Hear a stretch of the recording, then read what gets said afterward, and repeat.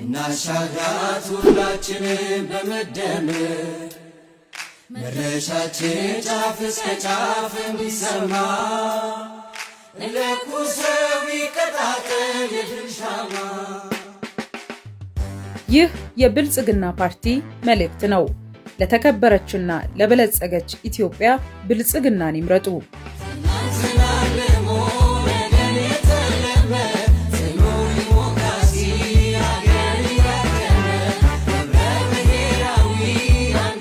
የፓርቲያችንን ነፃ የአየር ሰዓት ዝግጅት እንዲከታተሉ በአክብሮት ጋብዘናል።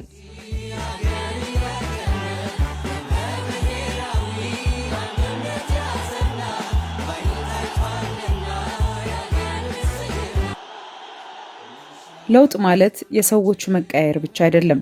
ለውጥ ማለት ከጥላቻ ወደ ፍቅር፣ ከመከፋፈል ወደ አንድነት፣ ከመጠፋፋት ወደ መገንባት የሚደረግ የልብ ሽግግር ነው። ለዘመናት የዘለቀው የፖለቲካ ስብራታችንና ከስርዓቱ አጠቃላይ ብልሽት የመነጨው የዴሞክራሲ ምህዳር መጥበብ ለዘመናት የተከማቹና ሲዳፈኑ የቆዩ የህዝብ ጥያቄዎች፣ የፍትሃዊ ተጠቃሚነት ጥያቄ፣ የፍትሃዊ የሀብት ክፍፍል ጥያቄዎች፣ የፍትሃዊ ውክልና ጥያቄ፣ የመልካም አስተዳደርና የብልሹ አሰራር ጥያቄዎች፣ የማንነትና የእኩልነት እንዲሁም የወሰን ጥያቄዎች፣ የህገ መንግስት ማሻሻያ ፍላጎቶች፣ የስራ አጥነት፣ የኑሮ ውድነት፣ የአገልግሎትና የመልካም አስተዳደር ጉዳዮች ከ8 ዓመታት በፊት የኢትዮጵያ መልኮች ነበሩ። ሁላችንም በመደመር መድረሻችን ጫፍ እስከ ጫፍ እንዲሰማ ለኩሰው ይቀጣጠል የድል ሻማ።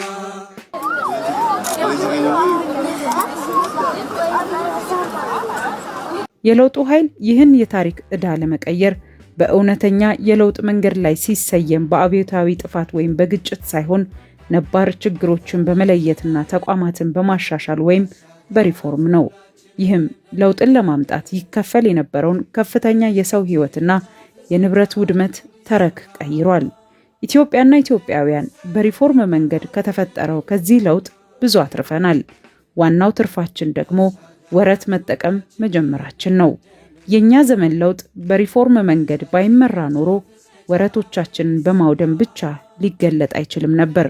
ይልቁንም ለ3 አስርት ዓመታት ያለ ትንፋሽ የተሰበከው የልዩነት ትርክት የወለደው ጥላቻና ጽንፈኝነት ኢትዮጵያን ላለመበታተኑ ዋስትና አልነበረንም።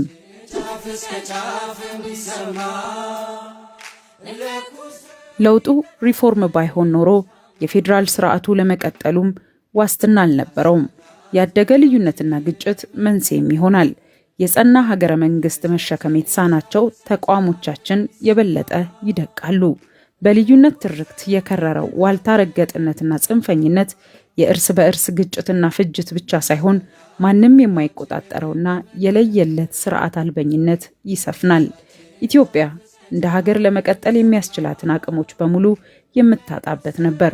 በእርግጥም ለውጡ ሀገራችን ከበርካታ አደጋ በግልጽ ታድጓታል ማለት ይቻላል።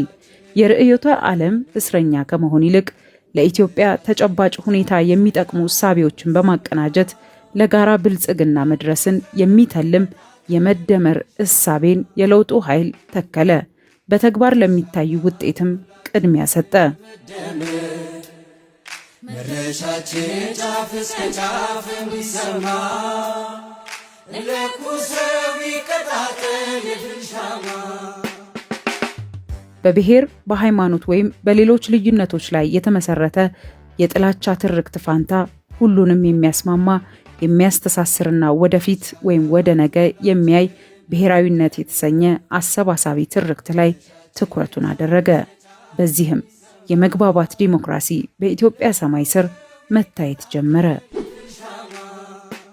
የለውጡ መንግስት በስልጣን ላይ ያለው ወገን ብቻ አሸናፊ የሚሆንበት ወይም ያሸነፈ ሁሉን ይወስዳል አካሄድ በመተው የተፎካካሪ የፖለቲካ ፓርቲዎችን ተሳትፎና ውክልና የሚያካትት የመግባባት ዲሞክራሲን ለመገንባት በተከለው ቁርጠኛ አቋም የተለያዩ ድምጾች በመንግስት ከፍተኛው እርከን ላይ እንዲካተቱ ሆነ። በዚህም የህዝብ ድምጽ ዋጋ እንዳለው በተጨባጭ ማሳየት ተቻለ።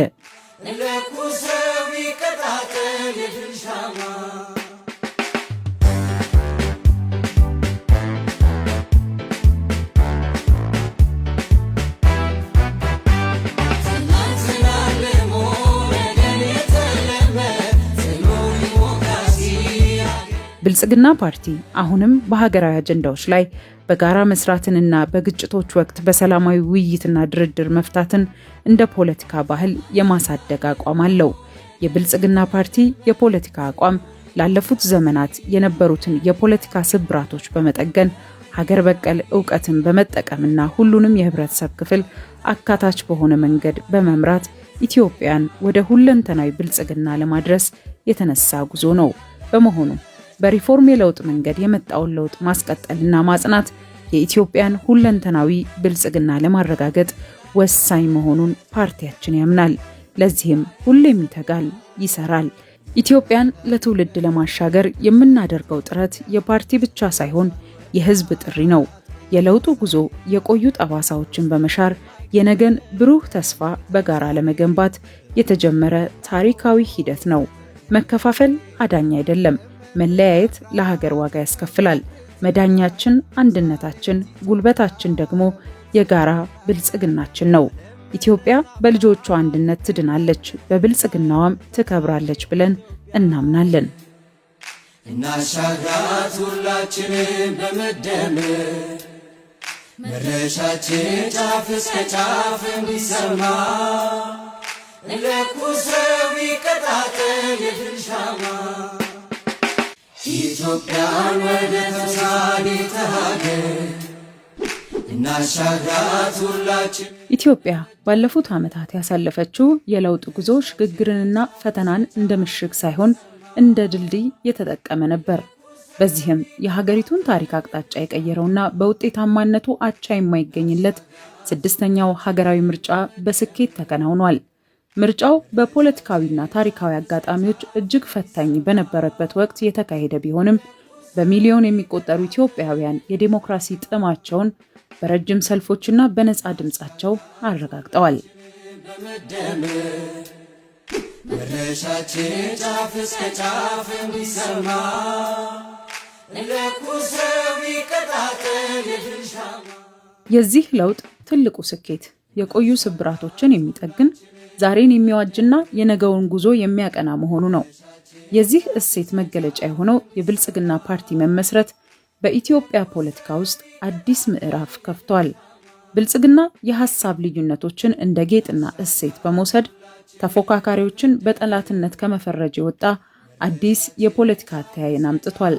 በኢትዮጵያዊ እሴቶች ላይ በመመስረት ከሌሎች ሐሳቦች በመማር በገቢር ነበብ መንገድ ይጓዛል እንጂ የርዕዮተ ዓለም እስረኛ ባለመሆን ለኢትዮጵያ ፖለቲካ አዲስ አማካኝ መንገድ ያመጣ ፓርቲ ነው።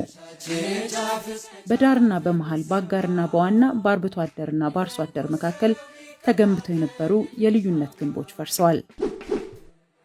እናሻግራት ሁላችንም በመደመር ተቃዋሚ የሚለውን የቆየና የጥላቻ ስያሜ በማስወገድ ተፎካካሪ የሚል ክብር በመስጠት ሁሉም የፖለቲካ ኃይሎች በሀገር ግንባታ ላይ እንዲሳተፉ ምህዳሩ ሰፍቷል። መድረሻችን ጫፍ እስከ ጫፍ እንዲሰማ ለኩሰው ይቀጣጠል የድል ሻማ። የሞት ፍርድ ተፈርዶባቸው በስደት የነበሩ ወገኖች ሳይቀሩ ወደ ሀገራቸው ተመልሰው በነፃነት እንዲንቀሳቀሱ መደረጉ የለውጡ ቁርጠኝነት ማሳያ ነው። ለኩሰው ይቀጣጠል የድል ሻማ እናሻግራት ሁላችን። ብልጽግና የርዕዮተ ዓለም እስረኛ ሳይሆን የኢትዮጵያ እሴቶችና የመደመር መርህ ውጤት ነው። መደመር ሀገራችን ኢትዮጵያ ካለመችው ሁለንተናዊ ብልጽግና ለመድረስ የሚያስፈልጓትን ስልቶችን በፖለቲካ ኢኮኖሚና ማህበራዊ ዘርፎች ሊከናወኑ የሚገቡ ዝርዝር ስትራቴጂዎችንና የአፈጻጸም አቅጣጫዎችን አስቀምጧል። አቅጣጫዎችን ማስቀመጥ ብቻም ሳይሆን ባለፉት 8 የለውጥ ዓመታት በተግባር ተፈትሾ ተጨባጭ ውጤቶችን አምጥቷል። ባለፉት 8 የለውጥ ዓመታት በመደመር ስልት የተመዘገቡ ስኬቶችን በጥቂቱ እናንሳ። አንደኛው የምግብ ዋስትናና የአካባቢ ጥበቃ። በአረንጓዴ አሻራና በስንዴ ልማት የታየው ተአምር ለዚህ አብነት ነው። በሌላ መልኩ የተቋማት ግንባታን ማንሳት እንችላለን። ገለልተኛና ጠንካራ የምርጫ ቦርድና የፍትህ ተቋማትን መፍጠር ተችሏል። ሌላው የብሔራዊ ጥቅም ጥበቃ ነው። የኢትዮጵያን የሉዓላዊነትና የልማት መብቶች የማስከበር ጽናት ተረጋግጧል። በሀገራችን ለሚያጋጥሙ ችግሮችም ሁለንተናዊ ሀገር በቀል መፍትሄዎች በመተግበር ሀገርን የማሻገር ታሪካዊ ኃላፊነቱን የተወጣ ፓርቲ ነው።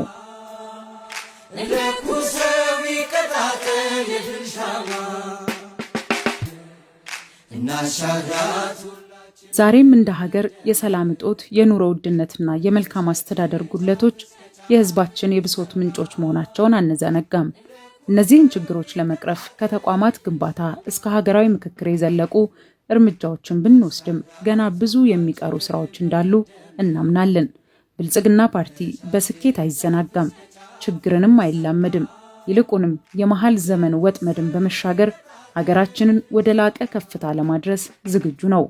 የኢትዮጵያ የለውጥ ጉዞ ስኬታማነት የሚለካው በገጠሙት ፈተናዎች ልክ ሳይሆን እነዚያን ፈተናዎች አልፎ በቆመባቸው የድል ምሰሶች ነው።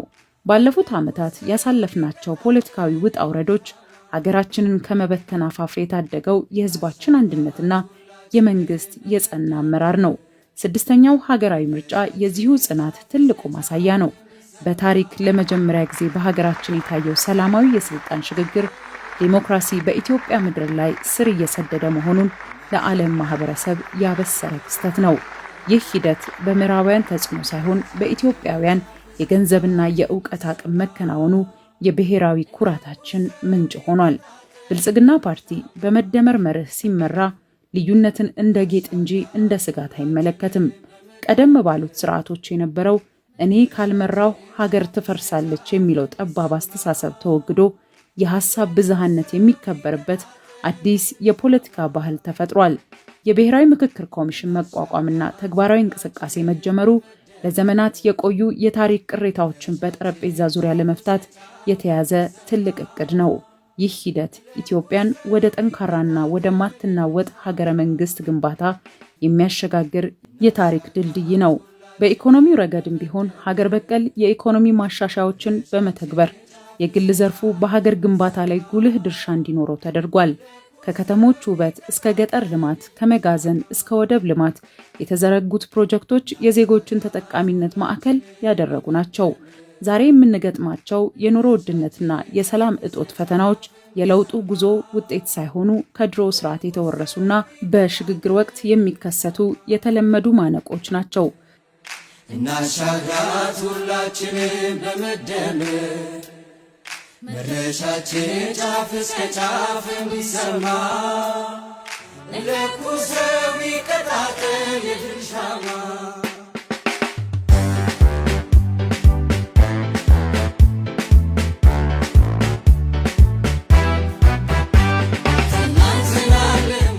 ብልጽግና እነዚህን ችግሮች በወርቃማው አማካይ መርህ ሚዛን በጠበቀና ሁሉንም ባሳተፈ መንገድ ለመፍታት ቁርጠኛ ነው።